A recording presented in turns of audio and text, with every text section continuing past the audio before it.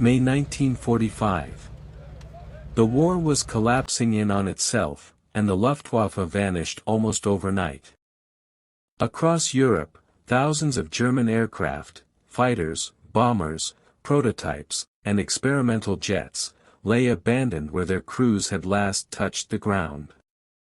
Machines that only months earlier embodied the cutting edge of aviation now stood silent, scattered across ruined airfields and makeshift dispersal sites. For the Allies, the sudden fall of Germany opened an unexpected race: capture, examine, or destroy as much of this technology as possible before it disappeared forever. By the time Germany formally surrendered on May 8, the Luftwaffe barely existed as an organized force. Airbases from Norway to Austria were packed with every imaginable airframe, some intact, some damaged by bombing, others disassembled for parts after weeks of shortages and logistical collapse.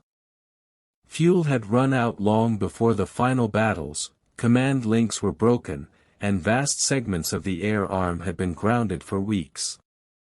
Northern Germany was especially rich in abandoned aircraft. The major bases at Flensburg and Lübeck were filled with machines in every condition. In Prague, hangars overflowed with Messerschmitts, Heinkels, and late-war prototypes. At Rechlin, the Luftwaffe's primary test center, Allied teams uncovered unfinished gliders, wind tunnel models, and dense technical archives revealing the scope of Germany's research into jet and rocket aviation. The variety astonished Allied officers. Traditional fighters like the Bf-109 and Fw-190 stood alongside advanced jets, the Me-262, AR-234, and the experimental He-162, as well as remnants of ambitious projects such as the Junkers bomber Ju-287 or the multi-role Ju-5052. Many aircraft had simply been abandoned in place without crews, fuel, or orders. Once the Allies imposed strict occupation rules, no German aircraft was allowed to fly, and no Luftwaffe pilot could take off without explicit authorization. This prevented escapes, unauthorized transfers, or potential flights by high-ranking Nazi officials. Then came the real struggle, deciding what to preserve and what to destroy. Operation Lusty, the American hunt. The United States moved first. On May 8, American intelligence launched Operation Lusty, led by Colonel Harold Watson. His team swept across Germany, Austria, and Czechoslovakia, tasked with seizing advanced aircraft, capturing documents, and relocating the most valuable machines to America. At Lechfeld Airfield, they took several fully operational Me-262 jets. At Grove in Denmark, they uncovered Arado jet bombers and late experimental designs.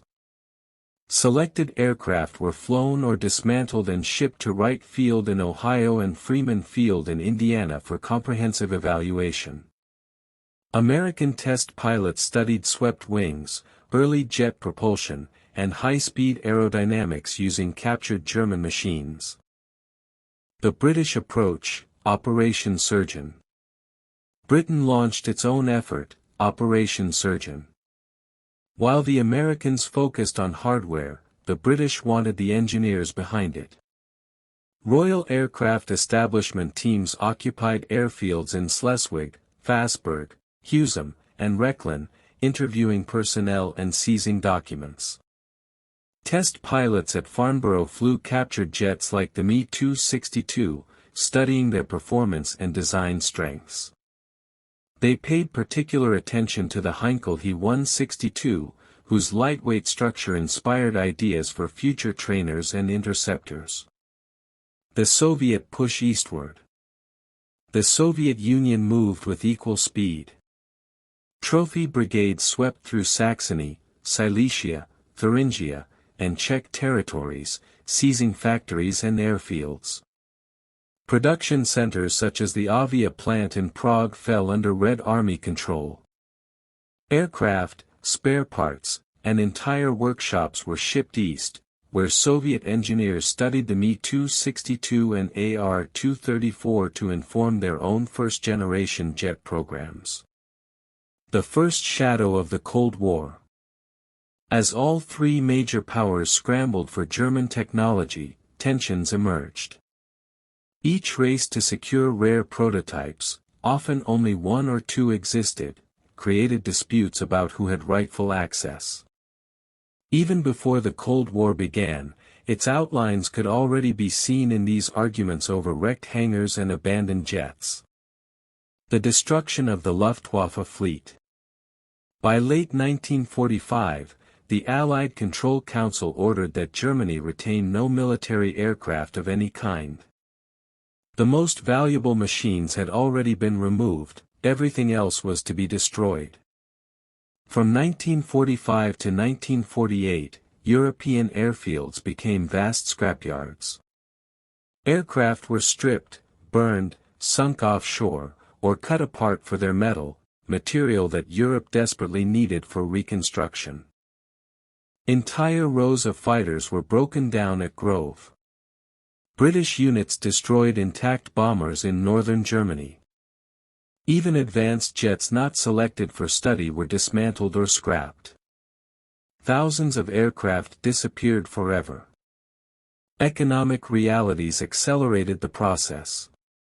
Aluminum and steel from Luftwaffe aircraft were invaluable in the shattered post-war economy, and dismantling planes provided work for local communities. Surviving under foreign flags. Despite the destruction, a few German designs found second lives abroad. Czechoslovakia produced the Avia S-199, derived from the Bf-109. Some later served as the first fighters of the Israeli Air Force in 1948.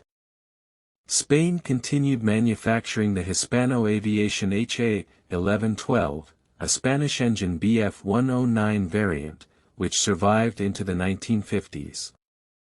Norway operated captured Bf-109s and trainers briefly after the war. France built and used the Junkers Ju-52 as the Amiot AAC.1 Toucan, particularly in colonial regions. When West Germany created the Bundesluftwaffe in 1956, no former Luftwaffe aircraft were considered. The new Air Force relied entirely on Allied jets such as the F-84, Canadair Sabre, and later, the F-104 Starfighter. What remains today? By the late 20th century, interest in preserving the few surviving aircraft grew. Many museum pieces today were reconstructed from crash sites, lake beds, or wrecks that sat untouched for decades. Restorers often combined components from multiple airframes to rebuild a single display aircraft. Only a small number of true Luftwaffe machines survive: Mi-262s, Bf-109s, FW-190s, and AR-234s, displayed in museums from Berlin to Washington. A few replicas and restorations fly at airshows, but nearly all original combat aircraft are gone. What survives represents only a fragment of the vast air fleets that once spanned Europe, now serving as silent reminders of how quickly even the most advanced technologies can vanish.